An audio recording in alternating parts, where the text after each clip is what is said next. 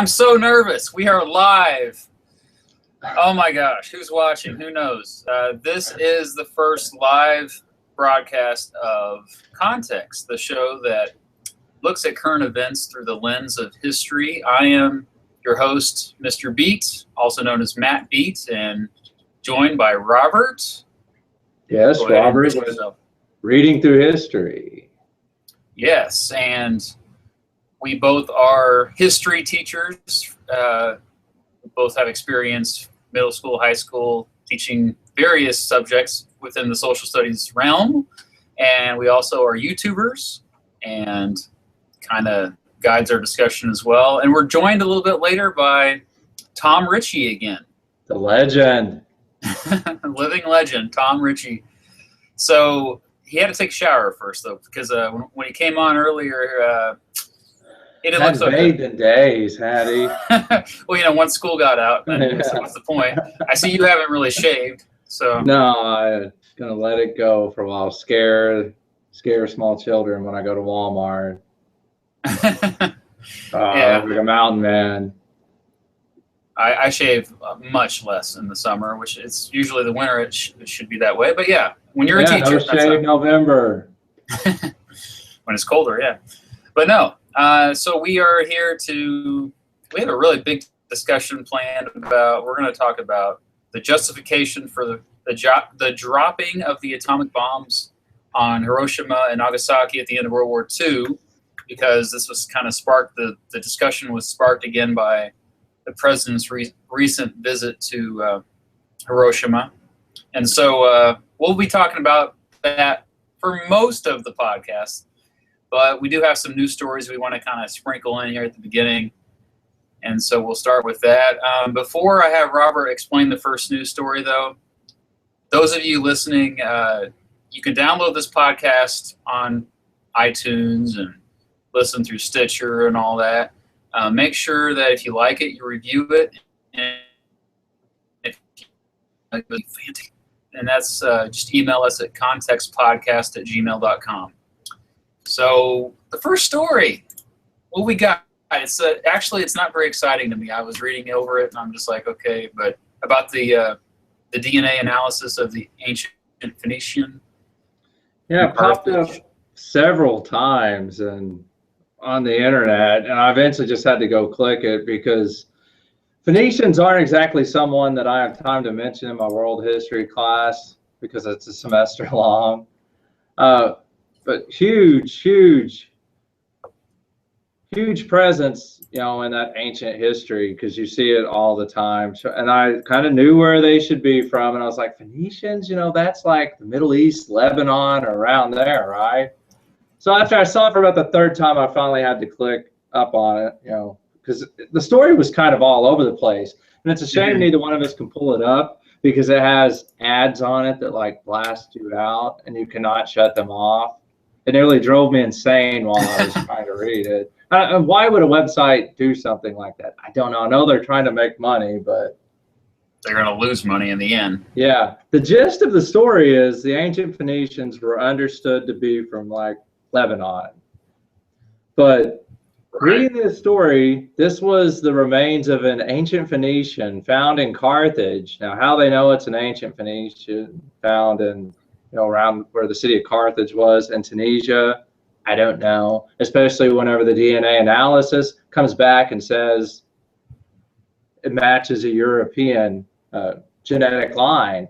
So the story all in one mentioned that this guy's an ancient Phoenician, but found in Tunisia, and that his DNA matches the people, the DNA cluster found in Portugal. And it matches none of 25 or 50 people they did the little genetic tongue swabbing thing with from Lebanon. Yeah. So they have a lot more work to do, apparently. Yeah, I'm like, how do you actually know it's a Phoenician? But it gave a little bit of their history and how they moved around and back in Carthage's big trading days and the expansion into southern Spain. You know, the remains are from around that era. So I have some base understanding of, the Romans and Carthaginians because it's like half of one lesson that I do. But it's a great lesson because Hannibal shows up and Publius Scipio and all these guys. It's a good one.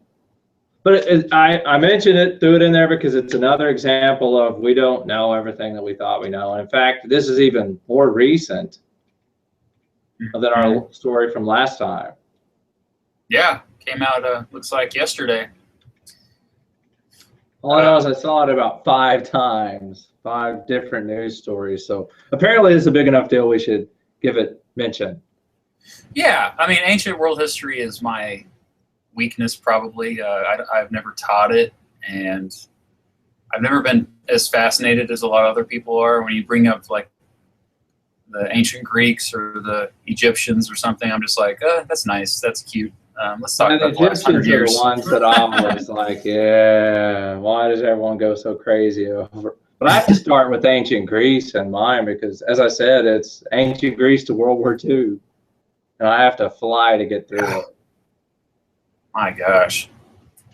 It's a highlight reel. Highlight reel of history. As superficial as you can get when you teach history, but that's how it goes. All right. Well, the next story, let's move up in history. Let's move up, at least 1,000 years, maybe 1,500 years. There's a story that I came across. You also did. We independently came across it, and we both brought it up to each other about the Mongols. The Mongolic hordes. I mean, you can't go wrong with the Mongols. Much more exciting to me. But the ancient Phoenicians. And the Phoenicians, yeah. But there's a few stories on this, but the Attila the Hun. He basically he was the. Okay, I want to make sure I get the facts right here. I think it was his grandson or something like that. One of his grandsons. Yeah, one of the grandsons of Genghis Khan. Let's see. It could have been the most devastating invasion of Europe after Attila the Hun. Okay, but the attack by the Golden Horde, led by a grandson of Genghis Khan, ended abruptly in AD 1242 with their unexplained retreat from Hungary. Basically, yeah, I didn't know the details of this, but I did remember that there was an attempt to expand the empire even further by the Mongols, and they stopped. And there was no clear sign or clear evidence as to why exactly they did stop. This was the mid-1200s. This is when they're were at their peak of their power, right? I mean, this is when this is. Yeah, that's like 900 years after the fall of Rome, so it's like wide open for the taking, right? And the Romans have had to deal with Attila the Hun, who's a very similar character. I've noticed he's the one people always get Attila the Hun and Genghis Khan mixed up because they're very similar in their tactics with large numbers of cavalry moving rapidly across the steppes and coming in, to just rape and pillage and plunder and destroy the empire. But Genghis Khan's the one that isn't. I mean, there's some crazy statistic like 1 in 13 people in that part of the world can trace their lineage back to him, like they're descendants of Genghis Khan. Just kind of shows you what kind of guy he was. There's Tom. All right. Hey, everybody. Hey, we're talking about the Huns. Well, this is well after the Attila the Hun. We're talking about quite a bit after that. But when the Mongols retreated from Europe, and I know Tom didn't know we were going to talk about this, so don't worry if you're like, oh. But they recently basically made the claim that microclimatic changes could have turned the course, and the reason why that the Mongols did not invade Europe in 1242 was because it was just too wet. It was just too the weather was just not ideal for them to conquer, and so obviously there's a lot more research to be done, but I guess, the military tactics that they were known to use would have not been as effective because of the climate. Feeding your 150,000 horses, whenever all that snow melted, it just turned to mush. So yeah, they couldn't fight, and then there was nothing for the horses to eat, so had to pack up and leave. And plus, someone dies, you have to go crown a new king, and so we're just going to leave. But it's one of those things with Hungary. Hungary's always been seen as the protector of Christendom, because it's the barrier there, and it's where all of these Islamic invasions and Genghis Khan. And by the way, it's like Genghis Khan's grandson, I think. Yeah, it is. Yeah. Sorry, I wasn't very clear on that. That's the Khans. The Khans, not the Huns. And I'm like, which one of his kids, if 1 in 13 people are descendants of Genghis Khan? Yeah. So yeah, it was. They crossed the frozen Danube. Is that how you pronounce that river? I've never said that. I always said Danube. Danube. I never said it out loud until now. I was no idea. It's written test is what I always say. And then they were halted. There was an early spring thaw that they say, like you said, reduced the amount of grazing land. The horses were already weakened by a rough winter, and that prevented the Mongols from invading. And after that, we know that there was a decline. And it when I read the story, it reminded me, of course, of something that I have taught is the famous Russian winter that did some damage to both Napoleon and his troops, and later the Nazis. That's what I mean. We oftentimes I feel like the climate, the weather, physical geography. I mean, the fact that there was the Alps right there too that go through Hungary, that could be a factor too. I mean, why the Muslims were not as successful conquering Christendom. But yeah, I mean, maybe as historians they should look at this more than they already do. Looking at the climate and physical geography and all these things. Maybe it's kind of glossed over, Yeah, it's not as exciting as everything else, that's for sure. But I mean, one of my favorite lessons is Vlad the Impaler there in the Carpathian Mountains, fighting off the Turkish invaders and fighting his brother and fighting Jonas and Yadi and everyone else. It's good stuff. You don't really sit there and say, and kids, there were all these mountains there, and armies had a hard time getting through. No, you want to talk about the bloodbath and him impaling people, and crowns fall. One could hardly take a step without tripping over a fallen crown. Yeah, it's about the movie.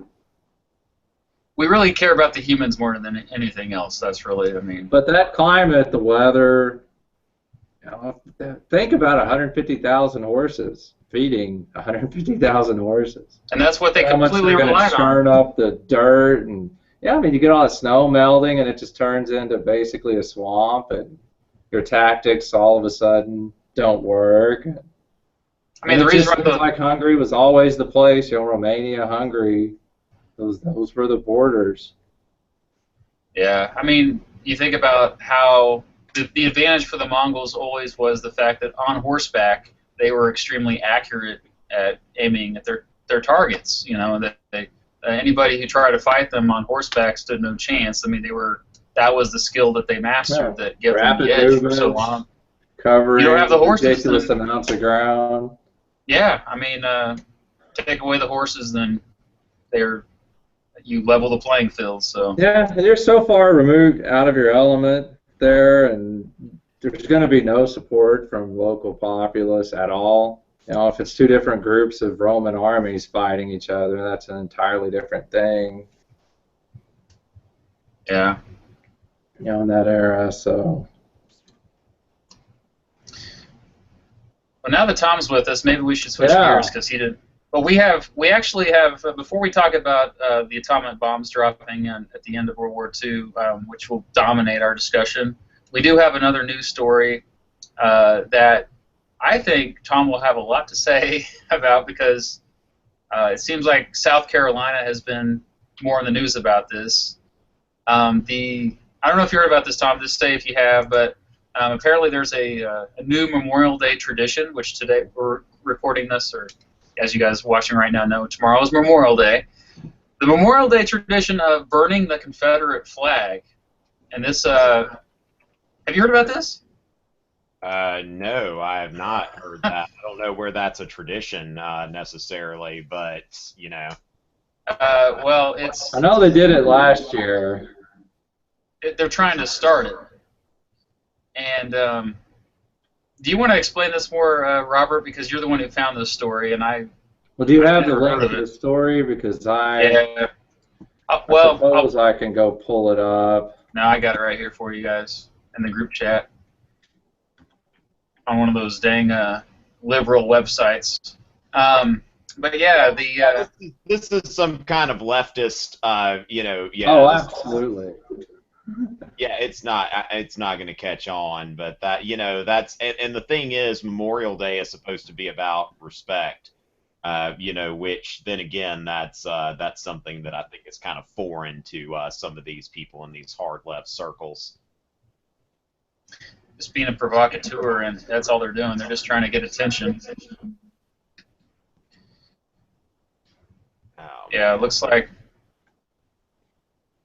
As you guys are looking at this, I mean,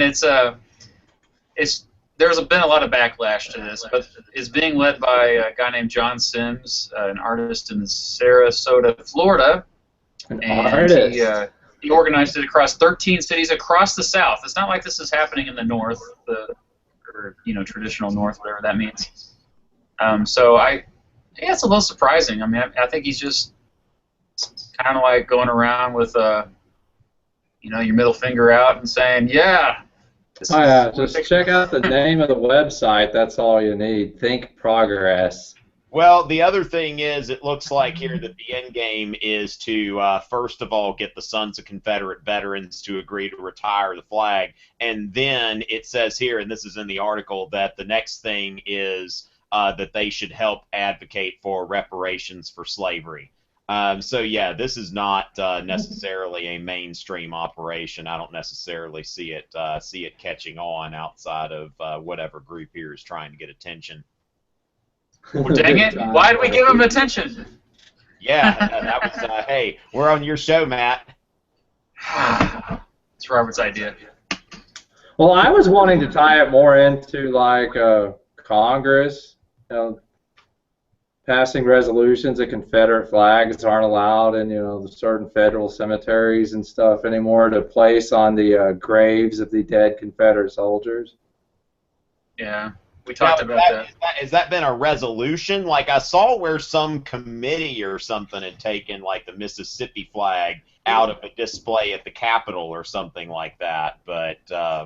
this is where, Republicans and Congress, to my understanding, because it's impossible to read every single one of these stories. I mean, I told Matt earlier when we talked on the phone, kind of in the pre-show thing, that from the time the whole Dylan Roof thing happened until about a week ago, I just was overwhelmed with the number of stories dealing with the Confederate flag. Like, even after all of that chaos boiled over, it was still like 3 or 4 articles a day, something about the Confederate flag somewhere.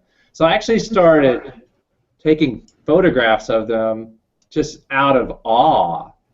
And I kind of got Confederate flag fatigue, and finally my phone filled up, and I looked back, and there was like thousands of pictures of news articles where they were just obsessed with this thing. So that's why the story was where it was. I mean, if it's anything with the Confederate flag, it's lead news story on Yahoo. I mean, you can bank on it.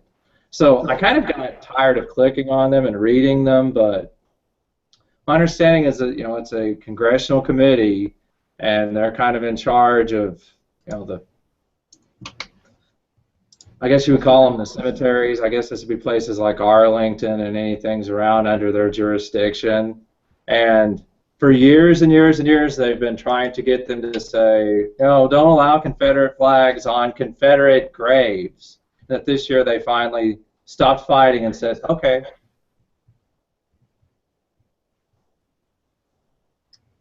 Yeah, we talked about this quite a bit last summer, and we did kind of get burnt out by it. And you made a video. If anyone's has not checked it out, Robert did a video as kind of a response to. The video is called "5 Reasons Not to Ban the Confederate Flag." Response, and I thought it was really good as far as kind of articulating. You know, it's the video is kind of more content. Let's see. I need to find. But Yeah. I was wanting Tom's, kind of opinion on this because, A, he is in South Carolina, but B, I think you were in West Virginia when you recorded the video at a Confederate cemetery. And it was I really liked the video and the setting and the tone of it and kind of what you had to say. So, and considering, that is a Confederate cemetery, and what his opinion would be I don't on. know if that's necessarily a federal cemetery. I think that this thing is about, that cemetery in Lewisburg was not necessarily a federal cemetery, Yeah. and so I don't know how that, because the thing is, there are a lot of Confederate veterans that are buried in private cemeteries. Yeah. And of course, the thing is, one thing that I think is, is something to look at that I lament is that the way that we seem to have regressed, in our society, because like in the, early on, Confederates that were buried in federal cemeteries, their in the late 19th century, their descendants couldn't even tend their graves or put a flag there or anything like that. And then it was during Woodrow Wilson's administration that they, dedicated a portion of Arlington National Cemetery to Confederate veterans. They've got about 500 Confederate veterans there. I don't know how buried there. I don't know how many of y'all have seen. Have y'all seen that before? Yeah, I have. Yeah, and it's there's a Confederate cemetery there. Now, of course, that's a federal cemetery, but then there are places like, I take my students every year to a church cemetery around here where actually General Bernard B. Is buried. The guy who said there's Jackson standing like a stone wall, and he's buried right over there.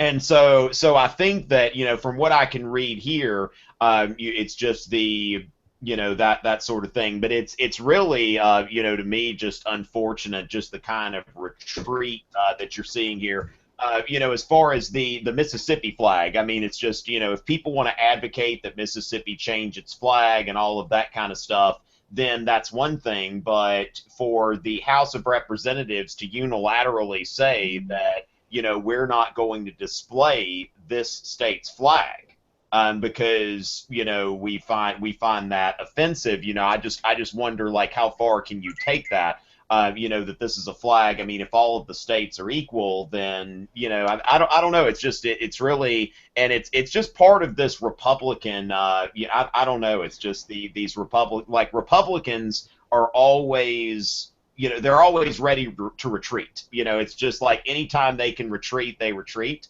And I think that that's probably what you see here with the Trump phenomenon. So somewhat, that it's just.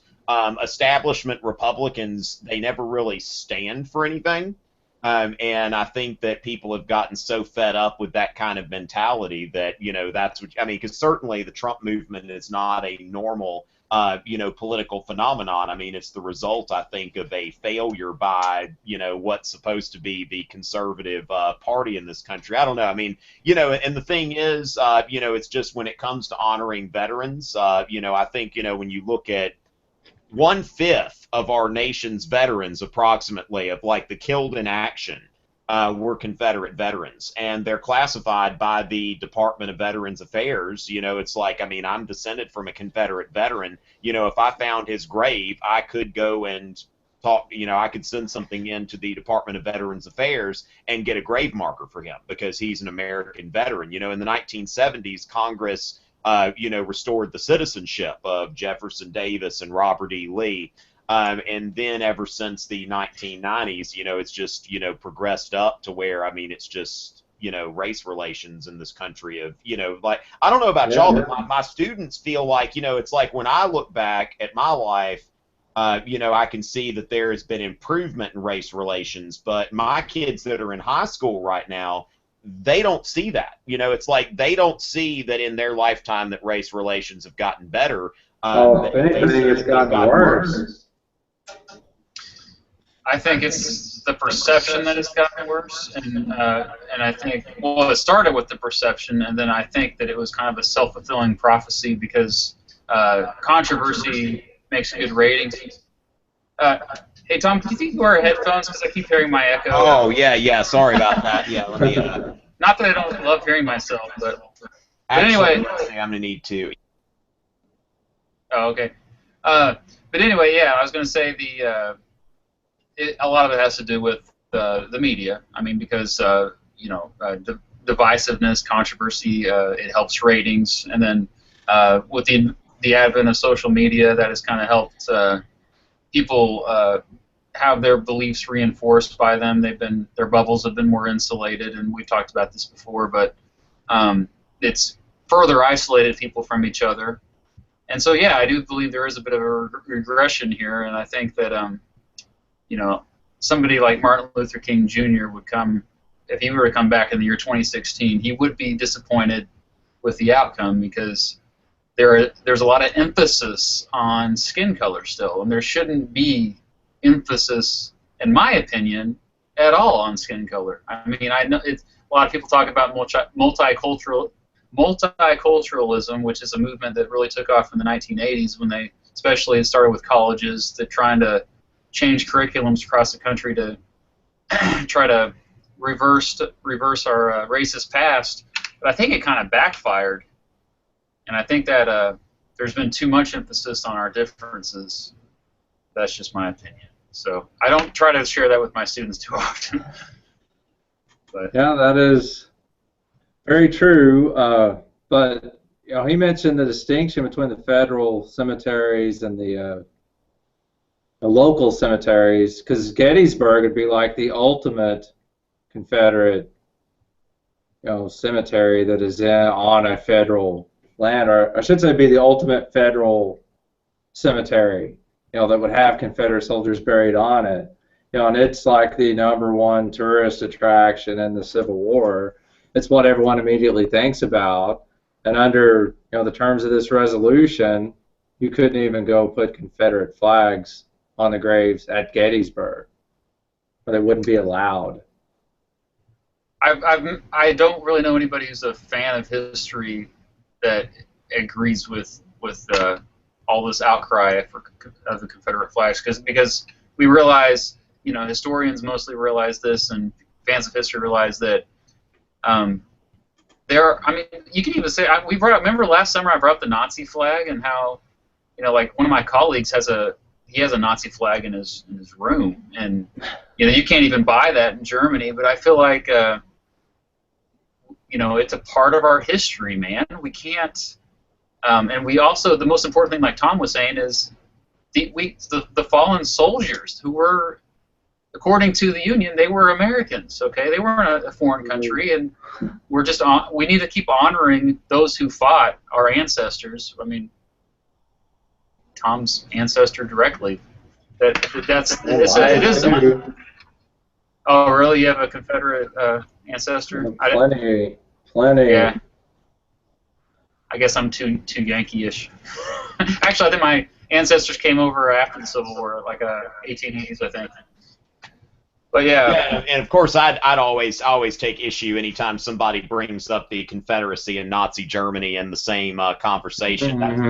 It's something. It's kind of unfortunate to me. Now, I actually had a video script written and everything, and then I went to Europe, before I could do it. But I may do that this summer, because I really wanted to go into just all of the comparisons that come up.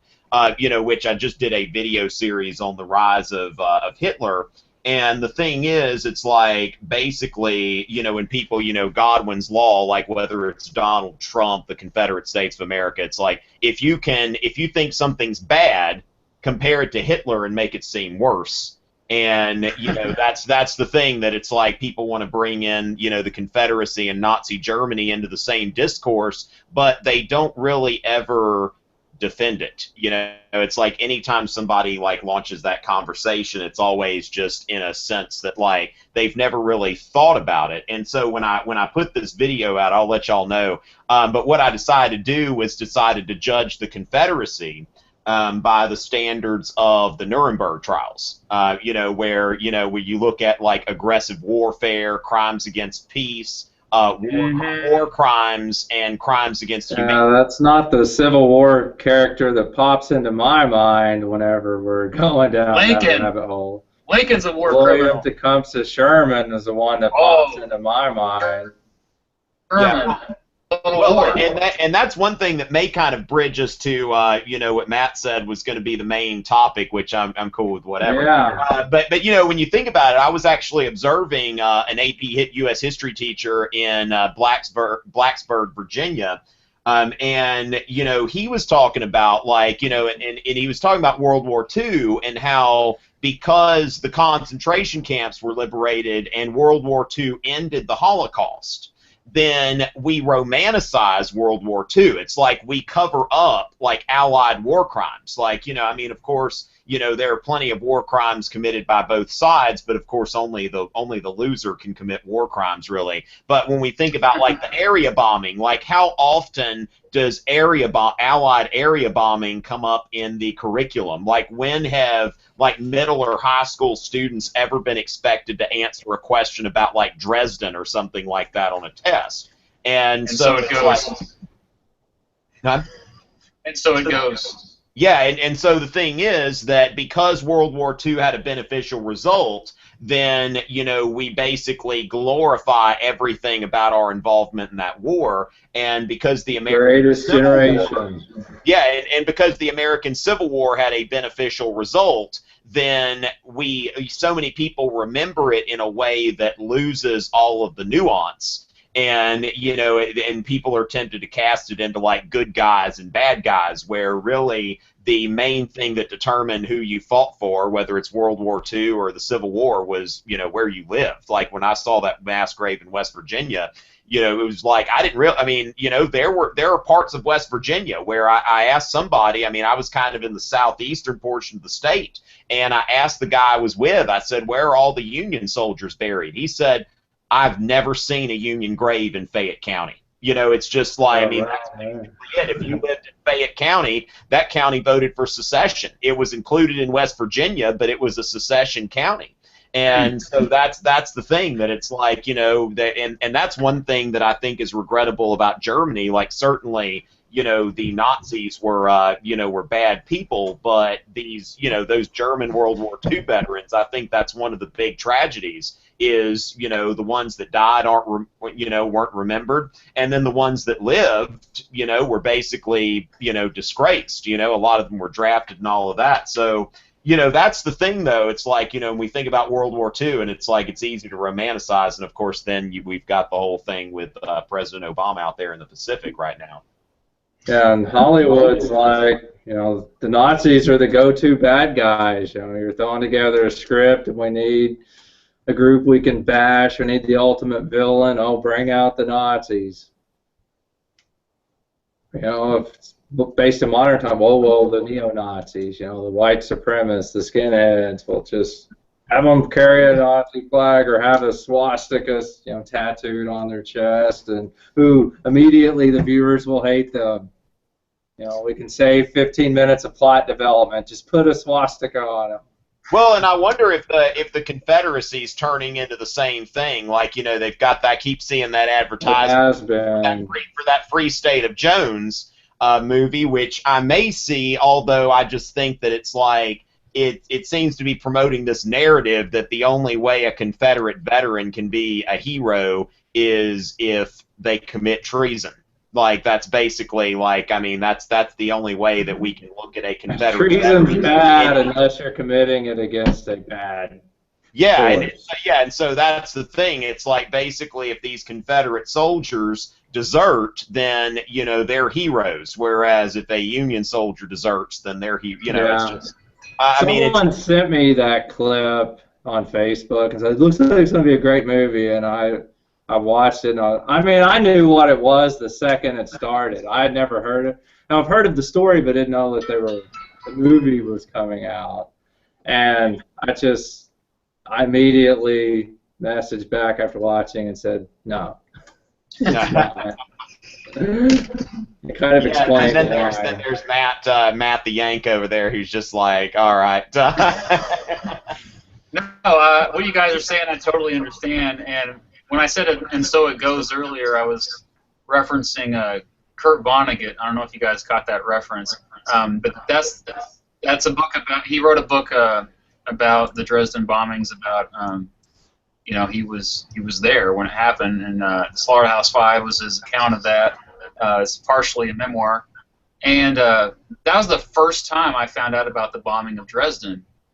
All my life up until that point, when I was in my late 20s, I just assumed that other than the atomic bombs being dropped on Japan, everything else the Allies did, well, not the Russians, of course, but the Americans, maybe the British too, the French, was obeying the rules of war, which, when you say rules of war, we could have a long discussion about that in itself. What is that? I mean, why do we have laws and rules of war?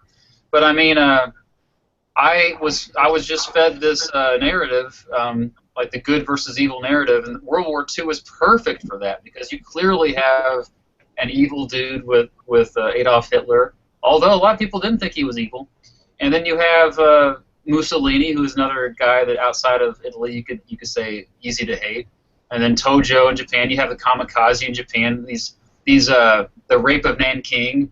All the evil, the invasion of Pearl Harbor. I mean, it's set up so that it's a perfect good versus evil conflict, and every other war is not quite as black and white in terms of in American history, at least.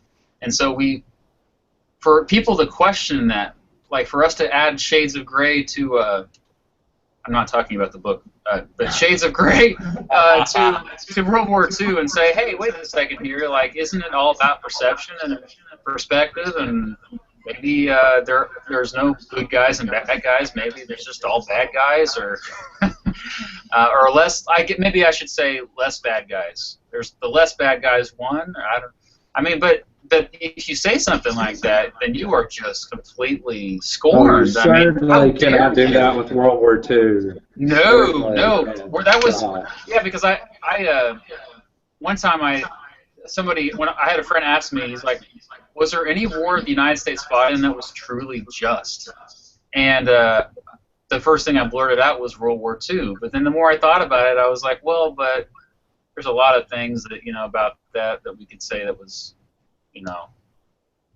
that we shouldn't have done, especially the internment camps.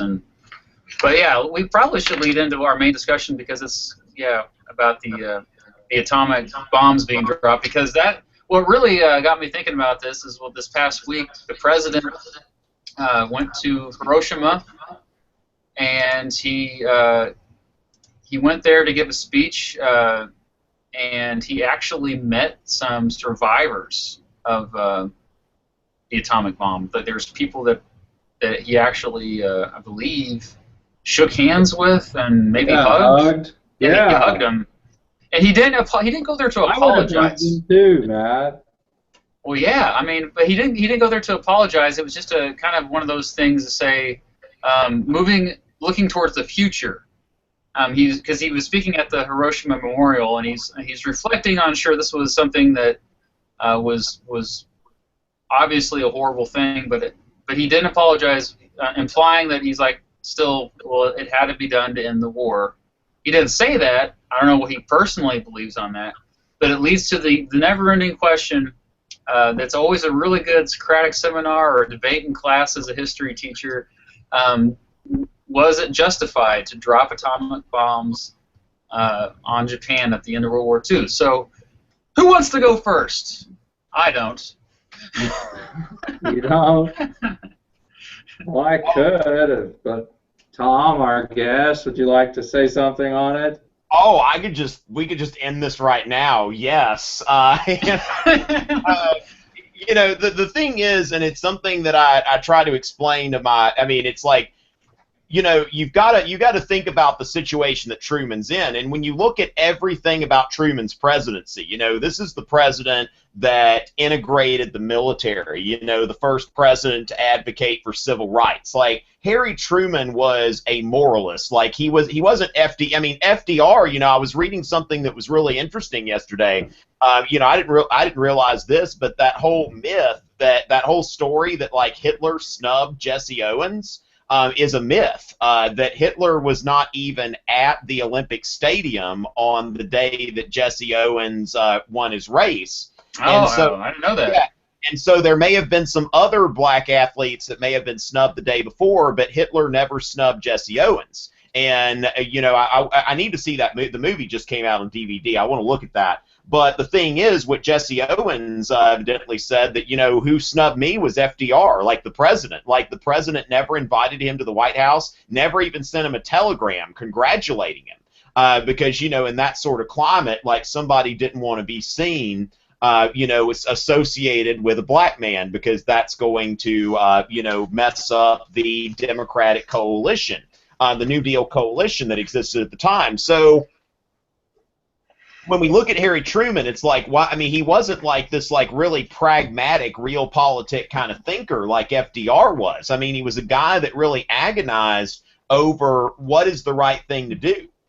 And so when you know, I mean, I always show my kids the plans for Operation Downfall, you know, and when we look at Okinawa, and everything that had happened before that, do we really think that our transport ships would have gotten to the Japanese home islands and they would have been like, oh, well, never mind, you know, we'll go ahead and surrender now? And so when you think about what could have happened, you know, Harry Truman weighed all of these options, and it's like, look, I mean, you know, now, I mean, I think that it saved American and Japanese lives, even though I think the President of the United States is in a position where his job is to think about, look, we could force a surrender with zero American lives lost, or we can stage this, you know, this invasion of Japan, which by all accounts, when we look at what just happened in Okinawa, is going to be a complete bloodbath on both sides. And so I think that Truman made a judgment call that, you know, I don't really see an argument against that being the right thing. Now, the other thing is that I think when you attack somebody, you know, you have to be ready for the consequences. Like, the United States was the largest industrialized power in the world, and when Japan attacked the United States, then that basically says, look, I mean, you know, if you think about kids in a fight or something like that, let's say, like, the bully comes up and just starts beating the crap out of a kid and just won't let up. And it's like, well, wait, we don't have any sympathy for that person. But, you know, that whole thing, like on A Christmas Story, where Ralphie just, you know, gets on that bully and just starts like, you know, and I mean, you know, that sort of thing. And, you know, when you look at that, it's like you're pulling for little Ralphie, because it's like, you know, Ralphie had been getting bullied. And so, you know, it's like Japan, they've attacked the United States. They've started a war, and I think that when you look at it that way, that you have to be ready for whatever technology they might employ. Now, of course, at the same time, Truman at Potsdam said, look, we demand an unconditional surrender, or you're going to be sorry. And they didn't listen. Now, I mean, and so the thing is, it's just it's not like we dropped the bomb without warning. Now, we didn't necessarily show them exactly what it was, but, you know, they knew something was coming. And I think that, you know, when we act ambivalent about this, I think that it's I think that there's not really a lot of cause for being ambivalent. It's just it's something that, you know, it's I don't know. I mean, it's not like, you know, you're just like proud of it or something like that. But I think that it was the best decision. And Truman's thinking, you know, when he talked to the pilot later on, Truman said, if anybody tries to give you a hard time, tell them to come talk to me, you know, because I'll let them know. And the pilot who dropped the bomb on Hiroshima, He was, he had himself cremated when he died because he didn't want the hippies to protest at his grave. I mean, he felt very strongly that he did the right thing. Somebody asked him when he was an old man. They said, "Have you ever lost any sleep over it?" He said, "Not a lick of sleep." And so the thing is, that's really, and when you look, I mean, I think Truman is just such a great example of the type of president that you would want, like, your kids to grow up to be like, because, it's like Truman thought about a course of action, and he thought about what is the right thing to do, what is the best of the possible alternatives, and then he made a full commitment to it. And, I don't think that, I'm just not the least bit ambivalent about it. As far as whether that was the right thing to do or not. Now, I still have not looked at President Obama's speech exactly, as far as that goes. 27 minutes long. Well, yeah. So I don't know. It's like, I know he didn't apologize per se, but was there an implied apology? Now the thing is, we don't expect. I was reading an interesting article that said Japan probably doesn't expect or even want us to apologize, because then they'd be put in a position where they'd have to apologize for Pearl Harbor and for the Bataan Death March and all of that kind of stuff. So Japan is not good at doing that. Yeah, and so that's the thing, that when you think about, like, an honor-driven culture like that, I mean, that it's just best to let bygones be, bygones. And I think that there was an obvious, like, military necessity, whereas if you look at, I don't know. I mean, what could the atomic bombings be compared to Sherman's march? I'm thinking about how I would compare those just off the top of my head, because Sherman destroyed a lot of targets that were not of military necessity and civilian targets, but he said that he was doing so in order to end the war. Is there a comparison there? I don't. I mean, very few of his soldiers did, like, rapes and killing innocent civilians and stuff. They destroyed an awful lot of property. People might have starved to death as a result of them just carrying off everything that someone could eat. There wasn't a lot of civilian casualties.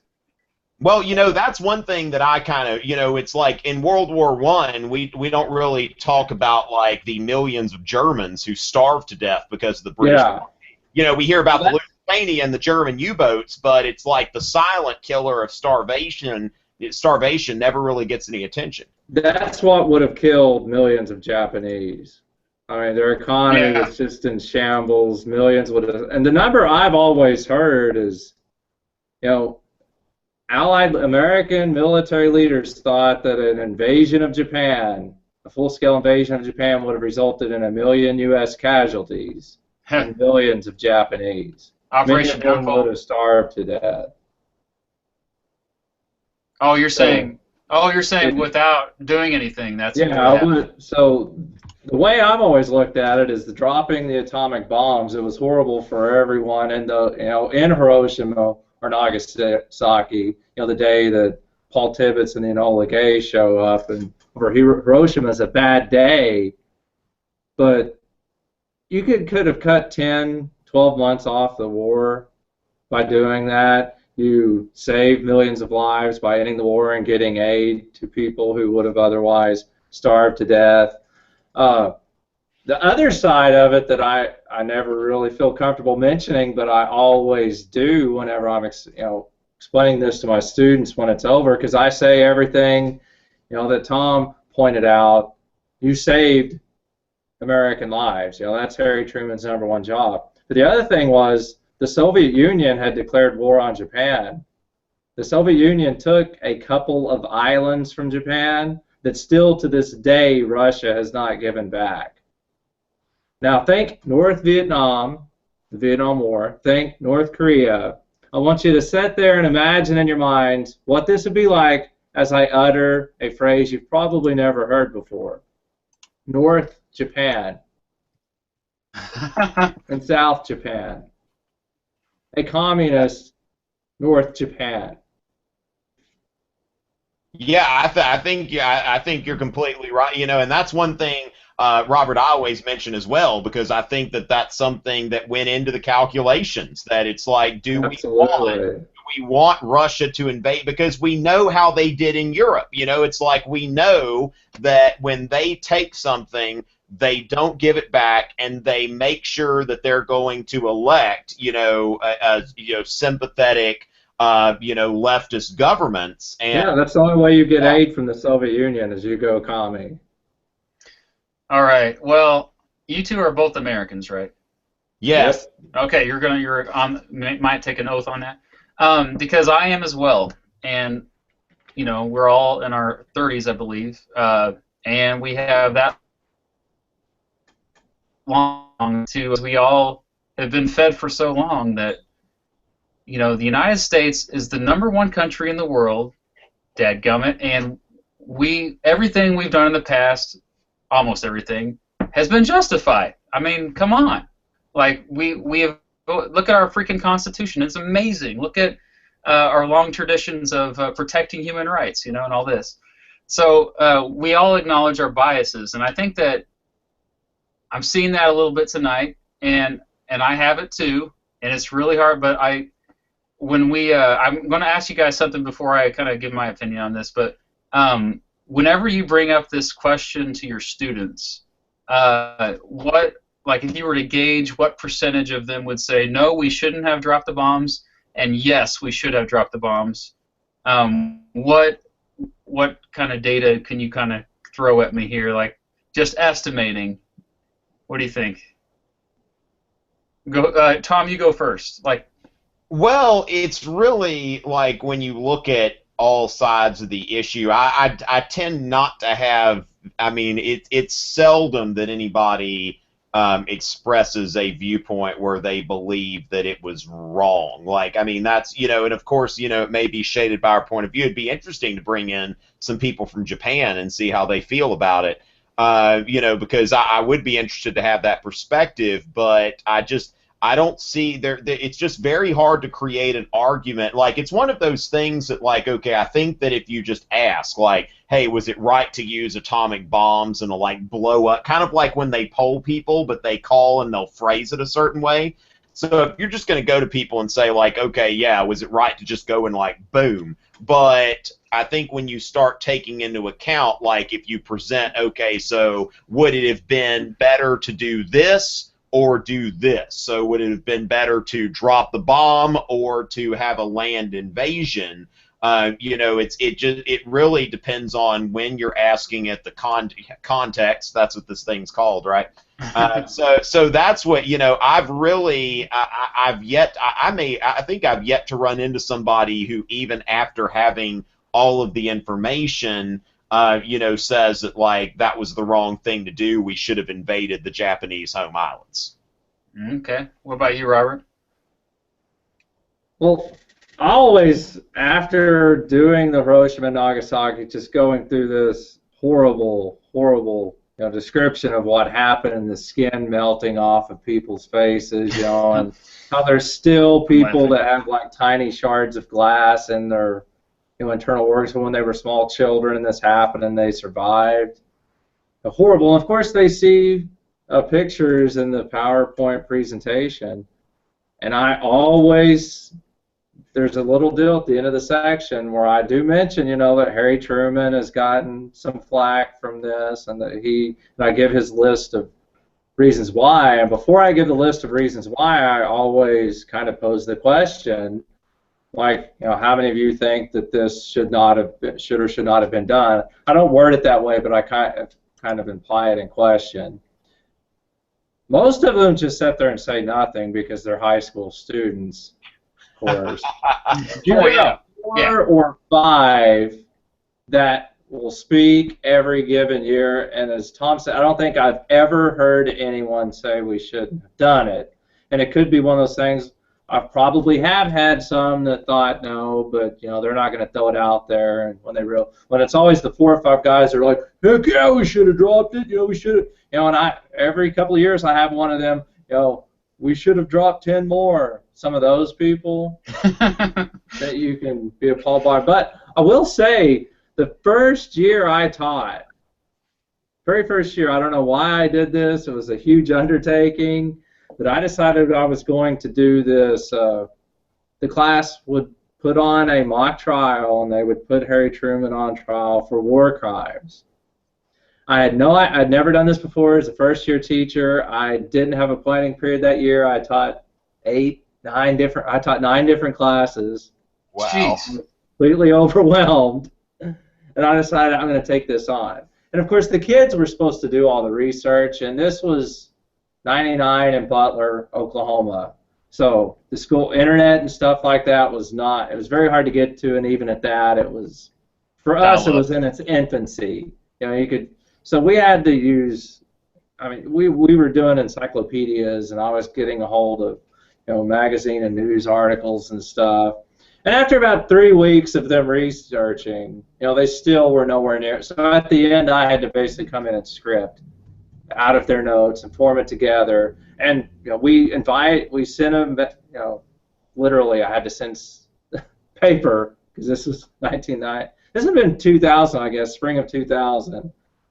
Hey, we're going to put on this trial. You know, and invited, and most of the schools showed up.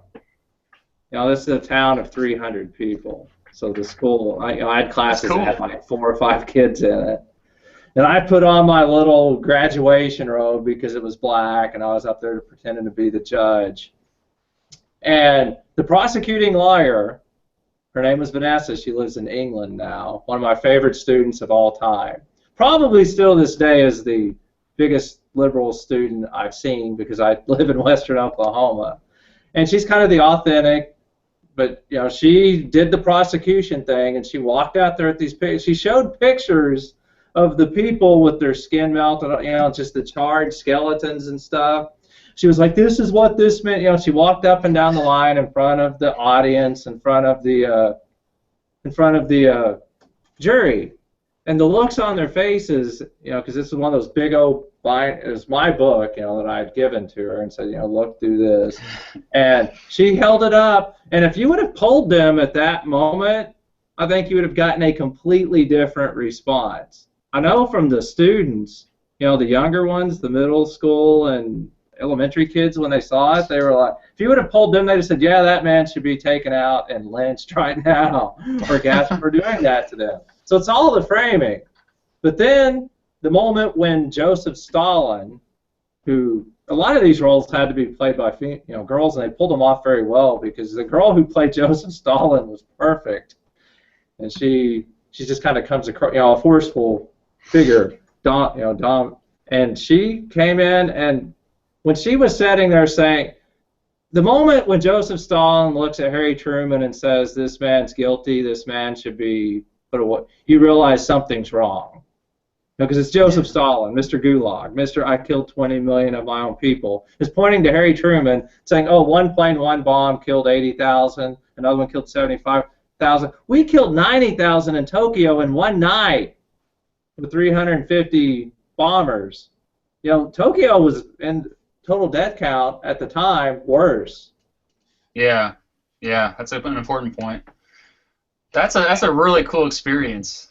It was, and I never could really try it again because I never had classes that wanted to do it.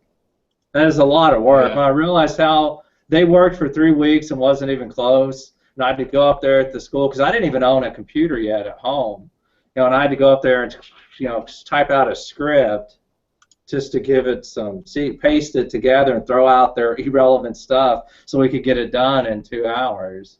But, you know, the jury got up and left and then came back in and said not guilty, and it was pretty cool. Yeah, that's the kind of stuff, it's like with all this testing, we don't really have time for anymore. No. But that's another thing, like, you know, where, you know, another kind of Civil War reference, you know, there was somebody that said something about, like, the traitor Jefferson Davis or whatever, and it's like, well, you know, they had him in prison for about 2 years, and they never put him on trial. And part of the reason for that is if you were going to actually put him on trial, you know, it really was not a sure bet, and so they just figured, well, we're not gonna go forward with this because there's really not enough evidence, and so that's the thing that I think that we're starting to see with the, it's just basically they want us to teach U.S. history cover to cover in 1 year, and they want to test the kids on it. And so you end up with this, like, just drive-by history that I think that we're starting to see. And I think that this generation that comes up, it's like when we were coming up, it's like our teachers had some more, of course, a lot of our teachers were like, coach this or that or whatever. It just, you watched a movie. But at the same time, you still had as a teacher some flexibility about the topics that you would emphasize and, like, dig deeply into. And we don't really see that anymore. I mean, so everybody that talks about history, they just rush to a judgment, and that's it. They're not really, history is not really scrutinized. And that's the thing when people are like, oh, Harry Truman's a war criminal. And, yeah, it's like, good luck. Good luck with that. Yeah, when I pull my student, I don't, scientifically pull them as well, but I would estimate it's actually not all of them. I would say more like 80 to 85% of my students generally say, hey, yeah, it was justified. Sure, it sucked for them. We can sympathize, but it was necessary.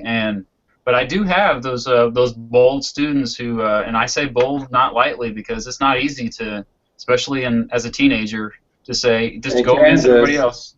Yeah, I mean, but I usually spend at least at least 3 or 4 days on it, and I give them lots of. There's Stanford University has a lesson that I kind of use as a basis, but that provides evidence from both sides, and it's important to note that where I was going earlier is, in Japan, Japanese students are taught at surrender anyway before the atomic bombs. The moment that the Soviet Union made a commitment to invade in the north, then that was it. Like, you didn't have to drop atomic bombs. According to, if you were to look at the way that Japanese students are taught, if you look at some of the protests that happened, there were protests when Obama came this past week.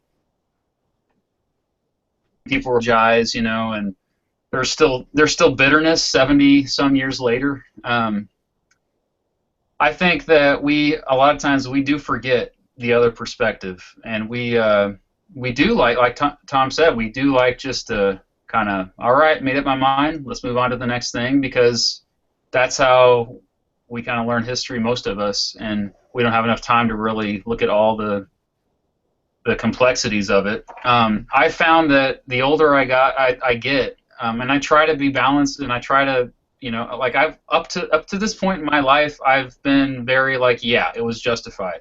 But I keep coming across evidence that keeps challenging that. It's biting. No, yeah, I mean, because we always talk in terms of numbers, like statistics, like, oh, well, this is how many lives were saved. Operation Downfall would have caused 1 million casualties or whatever. That's a big what if. And as Cypher, who's been on the show many times, always says he hates the what if game.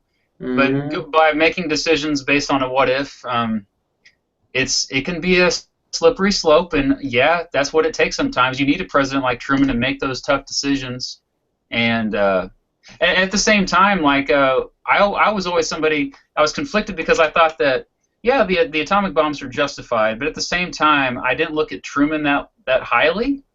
But now it's weird because it's reversed, because I read this book about Truman. And plus, I visited, I live pretty close to where he grew up, Independence, Missouri, not too far from where I live. And I got to know him as a person more. And Truman as a person is a great human being. Like, just somebody that I can say I can be proud of, was a good president.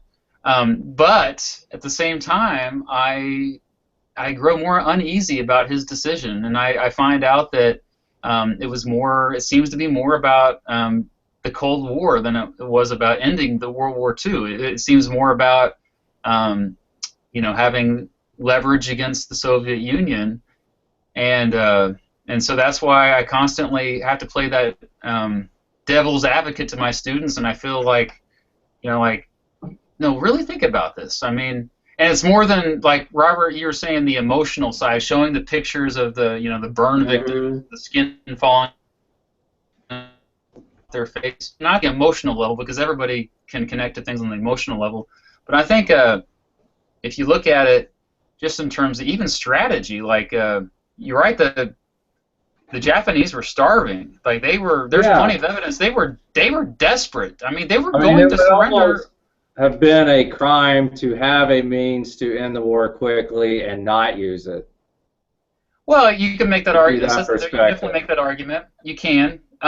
However, there was a precedent that was set that created the post-World War II world. The Cold War, I mean, was driven largely by fears of Armageddon because of nuclear war. That you know, if it weren't for mutual assured destruction, maybe that's what saved us. But it's probably what saved us. But the fact that the years after World War II were just so scary in this country, and we really did, when people were building underground shelters, and we thought that this was it. I mean, I always tell my students, you need to really think about this. The United States was the only country to drop atomic weapons on another country, and when you do that, it's more than just numbers or more than just the lives that are saved.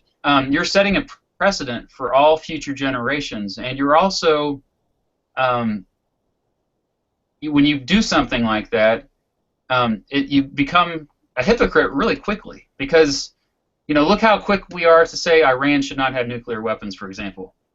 Like, well, okay, what about us? Like, and Obama, his speech, he said, we need to have a world without nuclear weapons. Well, that's nice. Reagan said the same thing. I mean, is that realistic? What are you going to do to make that really happen? Well, I mean, it's worth pointing out we have not had a world war since that. I mean, if because of those nuclear weapons are what kept us from fighting the Soviet Union, there's no doubt in my mind.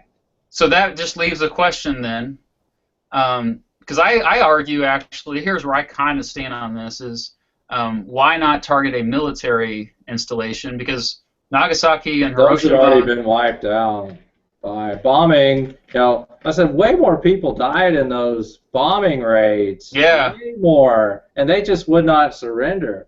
I mean, we're talking about Japan. I know you've seen the footage, like in Iwo Jima when we were capturing it, where women carried their infants up to the top of the rocky cliffs and threw them off the side and then jumped down behind them because they wouldn't surrender. You know, the Japanese commanders, you know, beating their own children's head in with rocks, you know, and slitting their wife's throat and then cutting their own wrist because they refused to surrender because it was dishonorable. You know, samurai would not surrender. So this war, I mean, if we would have invaded Japan and they were defending their homeland, they would have armed women and children and everyone else. It would have been a nightmare.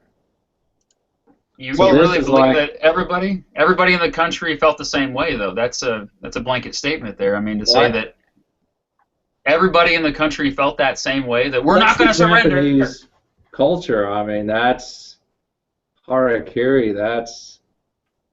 I don't think that was. I mean, yeah, it was big part of the culture. I mean, we had plenty of Japanese soldiers that did surrender, but a lot of them absolutely refused to. Yeah, it's hard to gauge. The last one, came out in the 1970s? Oh yeah, in the that's Philippines. Right. That was a crazy story. I heard about that. Yeah, so it's a huge part of the culture.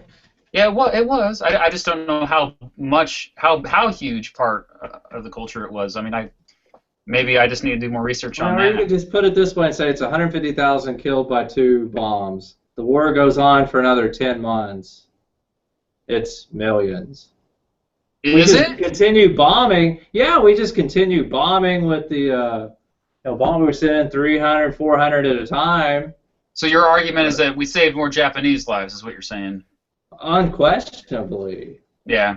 No, that's a strong argument. We certainly saved more American lives. The American cost was 0. You invade Japan, it's.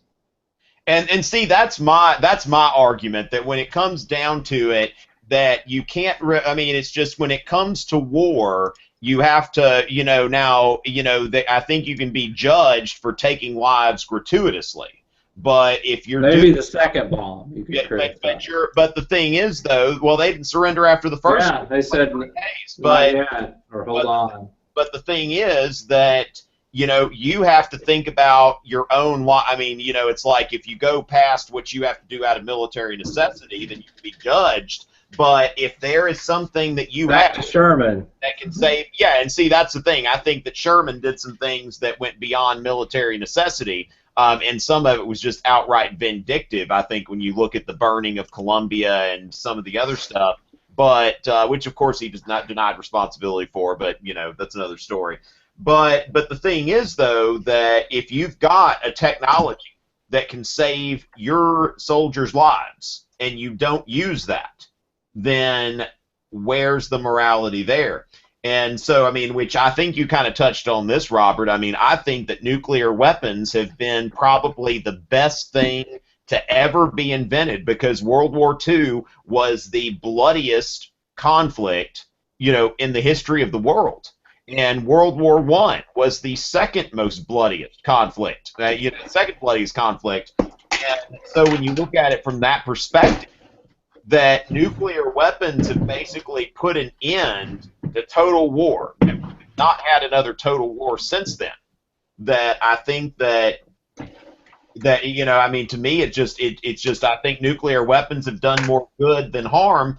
And if we ever we want a nuclear weapons free world, somebody's going to hold. I'd hope that we hold some behind our back. I mean, the thing is, do we want an iPhone-free world? You know, it's really just this kind of anti-technology. You know, hey, maybe we can have a computer-free world or an electricity-free world or something like that. And you know, it's just this kind of idealistic, you know, whatever. I'm not going to say the word here. But, you know, I just think when people say that, it's like, look, I mean, I understand non-proliferation and all that, but I never want to see a day when the United States does not have nuclear weapons. I mean, that I never want that to happen.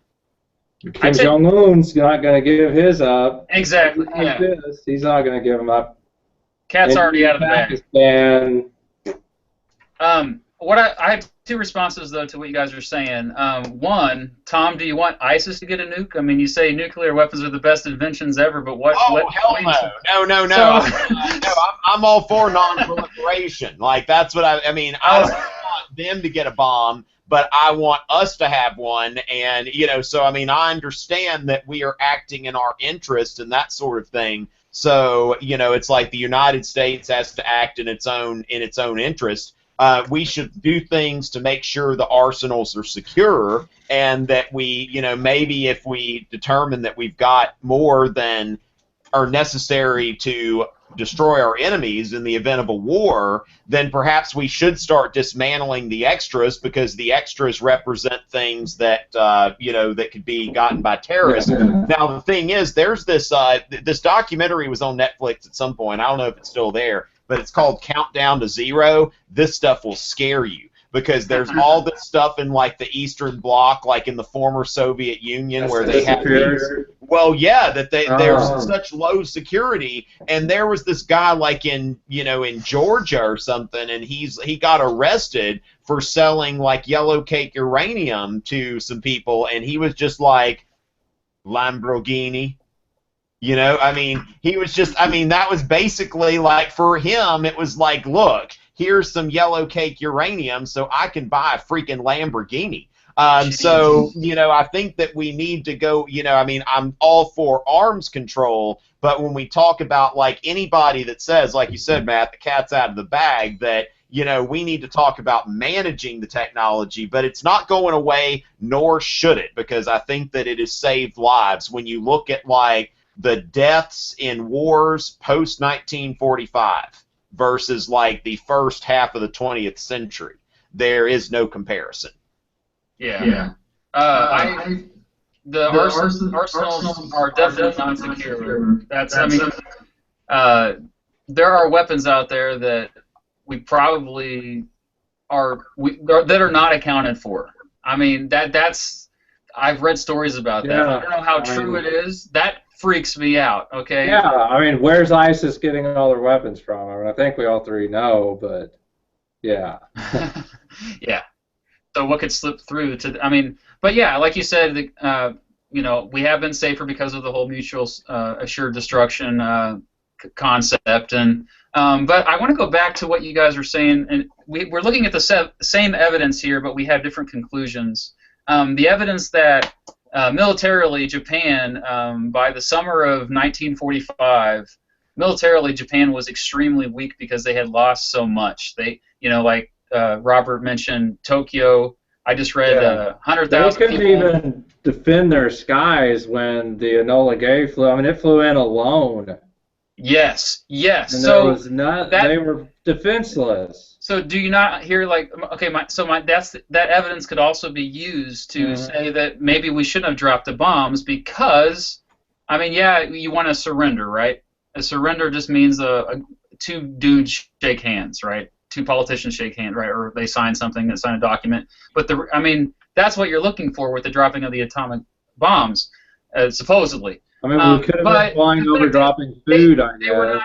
They were not before they aggressive at all. I mean, very few Japanese were still aggressive at that point by the summer of 1945. At least that's what the evidence seems to show, is that they were not as big a threat. We basically were just kind of waiting. Well, I don't know if somebody's house. I was just going to say the analogy of the police around somebody's house, and there's the SWAT team's around the house. There's somebody in there. Have you ever seen how much a SWAT team raid costs? They don't have a gun. Have you seen the price tag on how much one of those SWAT team raids cost? Probably too much, right? You don't want to know the cost of the Army, or I guess in this case it'd be the Marines and the Navy. I get that argument. On a daily basis. Like, and the Soviets weren't going to be so polite as if we would have done that. But that's why I'm saying the real reason why they dropped the bombs is because of the Soviets. It had nothing to do with surrendering or ending the war.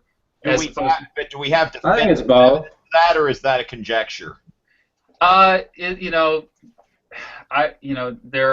kind of the latter. I think it's. There's the evidence. There is some evidence there, but it's like you said, it's the same evidence we're saying that it can be interpreted different ways. Like you could spin it different ways. Yeah, and I mean, I don't know. I'm going to go out on a limb. Robert probably is going to agree with me on this, but I think that when it comes down to that, if the alternative was a divided Japan, I feel like it's worth it for the modern Japanese. The amount of suffering that comes with communism, that's. I don't know. I mean, Patton. We'd have been fighting another war there later. Patton. From everything I've heard, that I need to look this up and verify it. But didn't Patton say like, "Hey, we need to keep going"? I mean, we're not done. It's Patton's view. If that would have happened, I mean, we fought in Vietnam, we fought in Korea. I think we'd have fought in Japan too, against the North Japanese. Well, didn't Patton he wanted to drop nukes on the Koreans and the Chinese. Oh, that's MacArthur, yeah. MacArthur, I'm sorry. Yeah, so MacArthur, if he had his way, so thank goodness Truman fired him, but if he would have had his way, we probably would have had the end of the world, because what would have happened if we dropped the bombs on Koreans and Chinese? Well, by that time, the Soviets their atomic weapons, and there you go. That's the end of the world, is dropping and retaliation, and next thing you know, we're all in a nuclear winter. So, I mean, if they fire their missiles and we fire ours, that's the best line in the entire movie 13 Days. It's amazing. It's when Kennedy's, runs through how this scenario would play out. Yeah. But it's like when we talked about with the Iranian mullahs and they're wanting to get these weapons and stuff. I said the big difference was at least the Soviets were rational. They didn't give the Viet Minh atomic weapons to fire at us because they knew we had them. This isn't a group that's thinking, hey, we want to bring about the apocalypse and the end of the world here, the end times. They just wanted the power and control. So. But it's always like, nuclear weapons are fine as long as we have them. Every country says that. The North Koreans say that. There is irony in the fact that the only country that's ever used them in warfare is one of the countries that say it's okay to have as long as it's us that have them. Yeah. There is some irony there, but we have post-World War II. We haven't always been right, but we've at least tried to play this role around the world of, the peacekeeper and the gatekeeper, and it's not the same as North Korea having one. Yeah. I mean, we try to control people economically and through sanctions and with the almighty dollar and stuff, not by we crush you now, launching an attack against our neighbors or something. All right. Well, gentlemen, I'll probably be signing off in a little bit. I don't know how long y'all are going to be podcasting. We got about 8 minutes left. Oh, okay. Because I'm on the East Coast, but hey, it's 11:23 in your world. Oh yeah, and not too late for me, but I still haven't watched Game of Thrones, and so about another hour I'll be tied up before I can go to bed. So, some guy tweeted a spoiler, like when I was getting on there to tweet about this. All of a sudden I'm looking at a spoiler. I'm like, argh! But anyway. So are you out of school, Tom? Yeah, I am now. My students have we're in final exam. We've got like 3 more days of final exams, but I'm going to the AP reading. So yeah, basically, y'all wrap up a little earlier. I don't know about. I've been out a week and. Yeah, so it's like it seems like the Midwest is like because Kentucky's out, I think. Kansas longer than that. Yeah, so yeah, but we're finishing up this week. One question I'd like to throw at you, just off the yes or no, and a little explanation for why you answer the way you do. The real question is, if we'd have had those bombs earlier, would the United States of America use an atomic bomb on Germany? Matt? Oh, hey. Yeah, I think so. You think they would have? I think they would have. Well, I mean, as FDR, would FDR have been? I think FDR would have been a lot more hesitant than Truman. Truman was definitely more of like a common sense guy. Like, you don't need to think about it, just do it. This feels right. And he was pretty confident with his moral compass. And so, I don't know, but I think eventually, I mean, you think about. Well, like how much earlier here are we talking, right? Well, see, this is where the next. Let's say we have it in February of 1945. But the next question is, Robert, like, what if Hitler hadn't been a racist and bigot, anti-Semite, and run off scientists, and then what would have happened? I mean, would we have seen the thing been used on us? I mean, that's when you think about. Oh, he would have put it on one of those VW rockets and fired it at London in a heartbeat. Oh yeah, but I mean, that's the thing, that it's like we partially built from everything I understand that the reason we had it first. I mean, there were some German scientists working on that stuff. Jewish scientists, yes. Yeah. Oh yeah. Hey, here's all my scientists with 130 IQ. I'm going to kill them or run them all off. Yeah. But all those scientists, man, they were scared to death about what they were doing. I mean, they thought they didn't know what was going to happen when they first dropped the first first test. They're like, is this going to end the life? Yeah, that's what's crazy. You read the story. Might it have been written off. Virtually all of it was still a slight possibility. Tom, do you think we would have dropped an atomic weapon on, say, Berlin or Cologne or Munich or something? I'm hesitant to say that because when you look at the propaganda, and that's one thing that I think that with the Japanese there was that like racist element about it, and I think that. Would our government have been more hesitant to drop a nuclear weapon? Of course, they didn't have any qualms about firebombing Dresden, so maybe. But I think with Japan, there may have been it may have been a little bit easier of a decision because those are the Japanese. They've attacked us. Germany. The other thing is like Germany never attacked us. Germany was an aggressor nation in Europe. But, you know, so I wonder, it's like if you go into like FDR's war room, what kind of things are being said? And, you know, I mean, that's it. But then again, at the same time, if you have those weapons, you'll typically use them. I remember there was some book that I never read, but I saw it at Books A Million one time. It was called The Guns of the South, and it was like an alternate history. Oh, with the machine gun? Yeah, you've seen, okay, you know what I'm talking about here. Yeah, but it's like basically somebody went back in time and was like, here, they give Kalashnikovs. Whoa.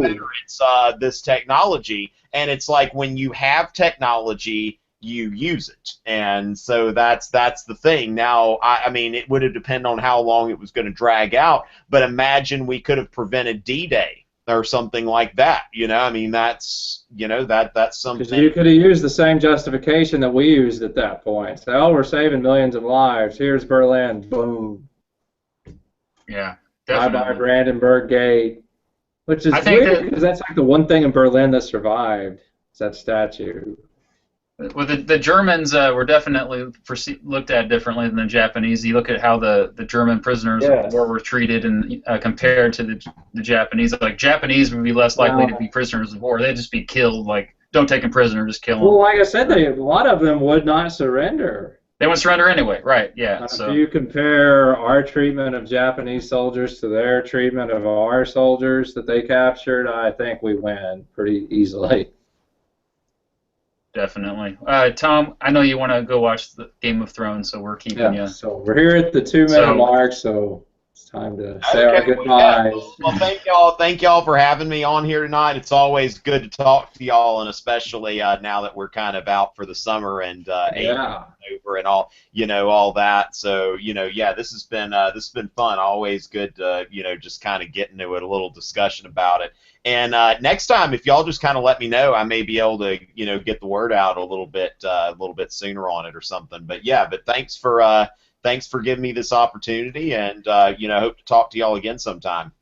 Definitely. It's always a pleasure, Tom. It's always usually a spur of the moment. So sorry for the. Hey, no problem. No problem. Yeah, I mean, if I'm available, I'll go with 5 minutes or something. I mean, but we are trying to shoot for every other Sunday during the summer, twice a month. Okay, well, sounds good. Well, I'll talk to y'all soon, gentlemen. All right. Take care. And that was Tom Richey. I forgot we didn't promote his channel. Oh, he just type in Tom Richey and you get his stuff. Yeah, we don't need to promote him. We don't need to promote him. He has so many more subscribers. 30,000 YouTube subscribers. Yeah, he's a celebrity on Instagram. Yeah, he brings the viewers to us. Look, the viewers are declining. They're all leaving now. What few there were, but no.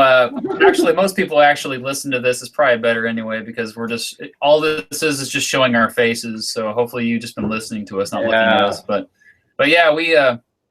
Anything else you want to say about that topic before we wrap up here, or? Oh, I mean, to be fair, I have to give my answer. I do not think we would have used the atomic weapon on the Germans. Oh. Like in a similar situation. And why? I think what he said was a lot of the propaganda. A lot of it was, you know, those were Europeans, even though they're the Germans, and it's the Second World War. And we had even backed up. I mean, Winston Churchill, after Dresden, you know, he called off bombing non-military and political targets. You know, he called into it just to kind of stop some of the terror that was going on. Because after we saw what happened in Dresden, I mean, we really lightened up. Now, the Soviets obviously didn't. So we all know what they did in Berlin and how horrible it was. So I don't necessarily know that we would have in a similar situation. But, of course, Germany was already occupied at that point. Our military was there. Soviets were there. It was kind of a different scenario. Yeah, like I said earlier, I think it depends on what point. If we're talking maybe earlier in the war, like even 1944, anytime, like especially before the D-Day invasion, you know, like because we knew just like you know, invading Japan, how many casualties were just guaranteed to happen. Going in, we knew that, okay, this many people are you can say goodbye to. But yeah, I mean, overall, I think the reason why this topic is always just a great discussion or debate is because the evidence can be interpreted in many different ways. And I think we'll be debating this for the rest of history. Honestly, I don't see it. I noticed that I told you this off the air, but the students generally are saying just right off the bat, yeah, it was justified. And the reason why is we naturally, growing up, tend to develop a trust with the state, with the government. We assume the government does what's best for all the people. We have faith in our government, just like we have faith in all of the other institutions out there. And so when you question your government, that's not something that usually happens until at least in your teenage years. And so they're still kind of stuck in the rut of. Even in America, I would say up to the Vietnam War as a country, our history, Americans just so trusted the government. Then you had Vietnam, you had the Pentagon Papers, you had Watergate. Of course, every president since then has just been rife with scandal. That's why populism has resurged because of. Yeah, and I say, look, us even looking back on history, if it's our government prior to Vietnam, I think we look back on it and say, yeah, that was right. Everything Lincoln did was good. Washington was great.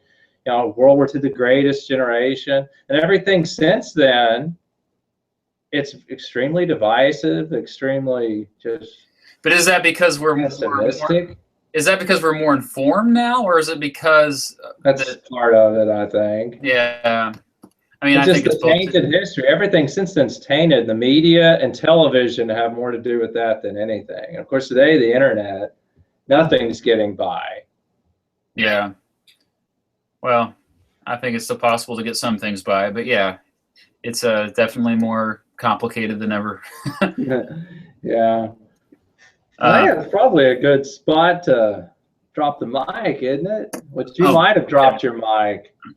Is your mic dented during the move? Yeah, it is. In case you guys who are watching, I have a new backdrop because I moved, and I dropped this baby, and it actually pops sometimes because of it. So hopefully it didn't mess up the. Oh, it sounded good on my end the whole time. Oh, good.